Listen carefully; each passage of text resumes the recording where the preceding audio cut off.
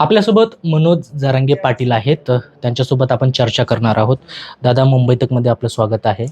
खरं तर निलंबित PSI रणजित कासले यांनी जे धनंजय मुंडे आहेत त्यांच्यावर अनेक आरोप केलेले आहेत. अगदी त्यांनी वाल्मिक कराडची एन्काउंटरची सुपारी दिल्याचा गंभीर आरोप केलेला आहे.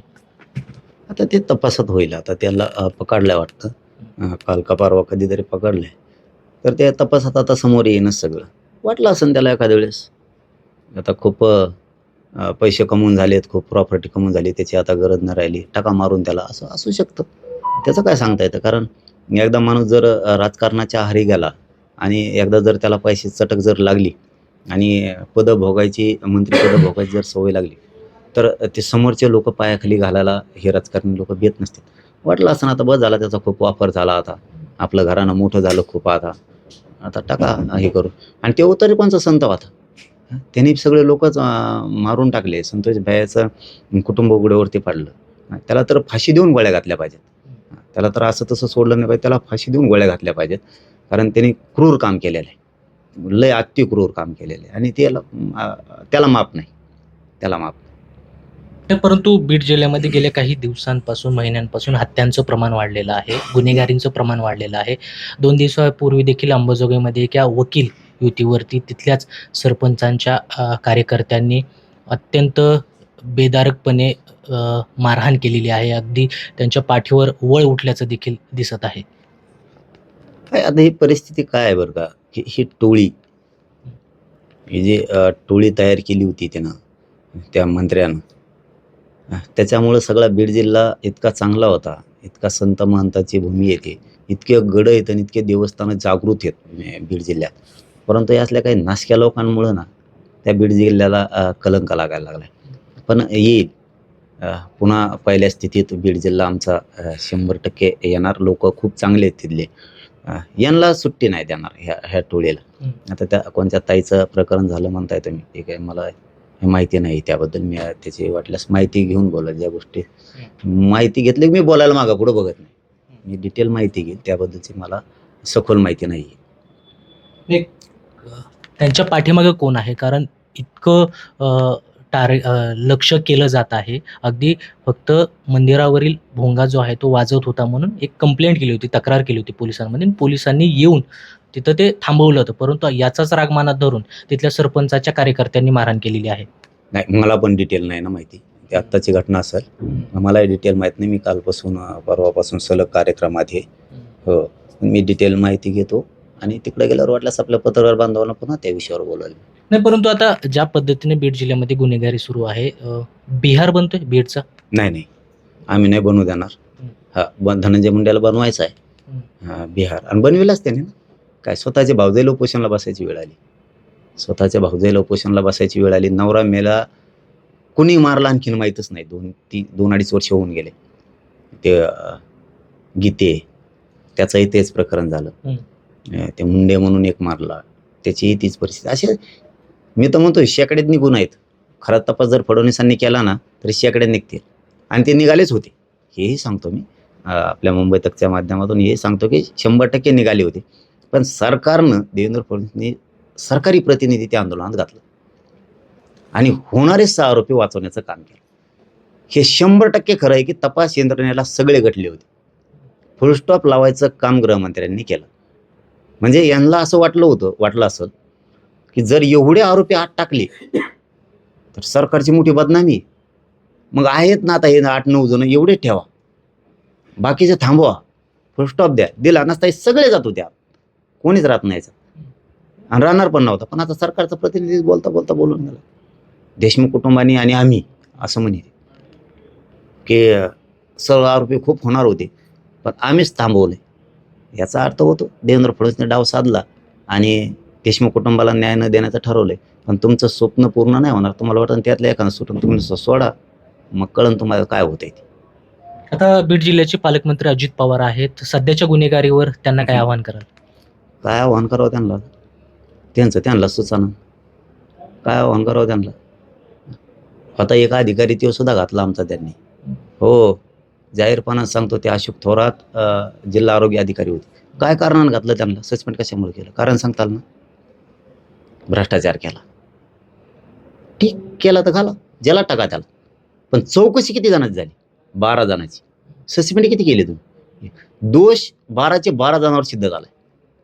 सरकार म्हणून, पालकमंत्री म्हणून अजयदादांना कळतंय की 12 जणांवर जर दोष सिद्ध झालाय तर सस्पेंड तर 12 व्हायला पाहिजेत. मग आम्ही कुठं म्हणतो त्याला करू नका. जे थोरात आहेत ना त्यांना सस्पेंड करा, ज्याला टाका, सोडू बी नका, पण राहिलेला करा. याला कायदा म्हणतात ना, सगळ्यासारखा न्याय. हे चालवतात काय मुख्यमंत्री? मराठ्याचे सस्पेंड करायची ही पद्धत आहे का आता? आणि हे कळत नाही का मराठ्याला? आम्हाला कळतंय. संयम सुटून देऊ नका फडणवीस साहेब. एकदा जर संयम सुटला ना तर लय अवघड होणार आहे. आणि मी संयम धरून आहे की नको, राज्य अस्थिर करायचं आहे फडणवीसांना, तणाव निर्माण करायचा आहे फडणवीसांना राज्यात. मला नाही होऊ द्यायचा म्हणून मी शांत आहे. नसता माझ्या जागेवर तुम्हाला आता बडायाने सांगत, इतकी पब्लिक मागं म्हणलं दुसरा कोणी असताना आतापर्यंत कुटाकुटी चालू केली असती. मी 2.25 वर्ष झालं कुठं काय होऊ देत नाही. शांत राहा म्हणून प्रत्येक वेळेस आव्हान करतो आणि समाजसुद्धा शांत आहे. पण तुम्ही जर असे घरच आमचे जाळायला लागलात, घरच डुबायला लागलात, राख रांगोळी करायला लागलात. अशोक थोरात जिल्हा आरोग्य अधिकारी आहेत, कशामुळे सस्पेंड केलं? आम्ही केलं तर मग सगळ्याला कम नाही केलं. आम्ही कुठं म्हणतो तो आमचा आहे सोडा, त्याला सोडू नका. पण मग दोष 12वर सिद्ध झालाय. 12च्या 12 जेलमध्ये पाहिजे का नाही? हे पालकमंत्री आमच्या बीडचे हे न्याय करणार असा? अरे एक जागा मिळानात, आधीच नोकरी भेटाना, एक जिल्हा आरोग्य अधिकारी मोठ्या पदावर आहे, त्याला सुद्धा पालकमंत्री असं सुद्धा घरी घातलं तुम्ही. आणि बाकीच्याला काय तुमच्या नात्यातले आहेत का? ते सोयरे आहेत तुमचे? त्याचे पोरं आहेत का तुमचे? ते 11 जण त्यांना सांभाळून ठेवले. लग्नात नाचायला पाहिजे काय तुम्हाला? ते कशामुळे ठेवले मागं? याला पालकमंत्री म्हणतात काय?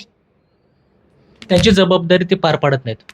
कोणची जबाबदारी? ही काय आमचाच माणूस सस्पेंड करायचा दोष नसून, आणि दोष आहे तर मग 11 जणांचा पण आहे. त्यांनी येऊन सांगितलंय मला, काही फाईल आणली गर्दी बद्रीकडे फाईल घे, योगायोगाने आलेत हे बांधव विषय निघाला म्हणून. त्यांनी डिटेल दिलं, मी मीडियाला देतो. त्यांनीच दिलं स्वतः. दोष 12 जणांचा आहे ना यार, तुम्ही 12 सस्पेंड करा ना. एकाला कसं काय करता तुम्ही? संतोष देशमुखांचा राग आहे का तुम्हाला? त्यावेळेस ते होते म्हणून तेव्हा राग आहे का? ही जातीवाद करणार का अजितदादा आता? आणि त्यांनी माणसं मारून टाकली. ते काय रा? खरं तर रणजित कासले जे आहेत ते जे आरोप करत आहेत धनंजय मुंडे यांच्याबद्दल, ते निलंबित अधिकारी आहेत आणि त्यांच्या आरोपाला किती महत्त्व द्यायचं हे तुम्ही ठरवा, असं अजितदादा म्हणतायत. कुणाला? रणजित कासले यांनी जे आरोप केलेले आहेत. होईल आता तपासात होईल. किती महत्व देत ते नसतेच महत्व देत. ते असेच येणार, नियमानं जाणार नाही, हेलिकॉप्टरांना माघारी जाणार, मध्येच बिघडलं म्हणणार येणार नाही. ते असंच चालू असतं त्यांचं गावात. ते नुसते ते गुडगुडी असल्यासारखं खेळ. गुडगुडी माहिती तुम्हाला? नाही? जाऊन द्या मग. ते गुडगुडीसारखं अजितदादाचा खेळ म्हणजे गुडगुडीसारखं, वाजले तर वाजले नाही ते चालले असं आहे. ते जिकडं मिळेल तिकडं, गुलाबजांबू जिकडं असेल तिकडं, मग त्यात ते गोड नका नसताना पाणी, असं असतं ते खेळ. ते खेळच उलटा आहे सगळा. ते म्हणणार नाही दोषी आहे ना, मग तेव्हा आता म्हणला चांगली चौकशी करा, खरंच एन्काउंटर केलता का, करा म्हणत होता का, खरंच त्याला पैसे दिलेत का, शोधणार नाही, वाचविणार. अरे कशाला गुंड संभलेत? अरे असले सत्ताधारी असतात का गुंड संभलेणारे? आमच्या संग 2 लोक हिंडले, कुणी आमचं फोटो काढलं लगेच आमचं नाव चिटकी देत. त्याला 7 कोटी लोक माझ्या संग फोटो काढी, आणि मी काय करू? मला काय माहित कोण आहेत? आमचं बरंच उडीतात लगेच.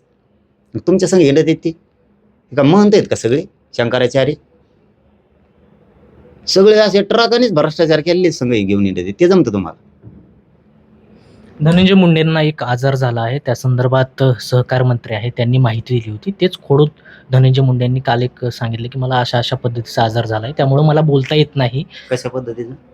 अर्धांगवायूसारखं झाल्याचं बोललं जात होतं. आपल्याला नवं माहिती. त्याला कोण त्याचं तोंडावरून वारं गेले का मागून वारं गेले मला नाही माहिती, कोण गेले. आपल्याला त्याच्याबद्दलचं माहिती नाही. आणि मी काय समाजाचा द्वेष करणाऱ्या माणसाला मी त्याला गिनीतच नाही, महत्त्व देत नाही. आणि किती लायकी आम्हाला माहिती पण नाही. कारण हे असले लोकांचे लेकरं संसार उघड्यावर टाकायचे, उन्हात घरं लोकांच्या बाधायचे स्वतःच्या स्वार्थासाठी. संतोष भैयापासून कितीतरी त्या स्वतःच्या जातीतल्या लोकांचे पुणे केले सत्तेसाठी, पैशासाठी. आणि त्या लेकरांचं काय? हे असल्या लोकांचं आम्ही विचार पण नाही करत. ते काय झालं, क्रूर हत्या घडून आणणारा माणूस, क्रूर हत्या. त्यांचे सुद्धा लोक नाराज आहेत. ते बोलत नाहीत फक्त, पण आतून कुजबूज हे ते मीडिया पुढे बोलत नाहीत, हे आम्हालाही चांगलं माहिती. पण आतून कुजबूज त्यांच्यासुद्धा आहे आता, की जे कृत्य करायला नको होते असली. कारण त्यांच्याही समाजाची एक पत आहे ना, एक प्रतिष्ठा आहे. त्यांनाही वाटत होतं की आपल्या समाजात चांगली प्रतिष्ठा वाढली होती, आपला समाज गरिबीतून चांगला वर चालला होता, हे काय मध्ये डाग लावून ठेवला येईल त्यांच्याही समाजात लोक, कारण त्यांच्या समाजात बी खूप चांगले लोक आहेत. तर हे होते मनोज जरांगे पाटील. त्यांनी अगदी परखड मत त्यांचं मांडलेलं आहे. अगदी धनंजय मुंडे यांच्याविषयी त्यांनी अगदी वक्तव्य केलेलं आहे. जो माझ्या समाजाबद्दल द्वेष निर्माण करतो, मी त्याच्याबद्दल का बोलू, असं देखील मनोज जरांगे पाटील यांनी म्हटलेलं आहे. कृष्णा पांचाळ, मुंबई तक, पिंपरी चिंचवड, पुणे.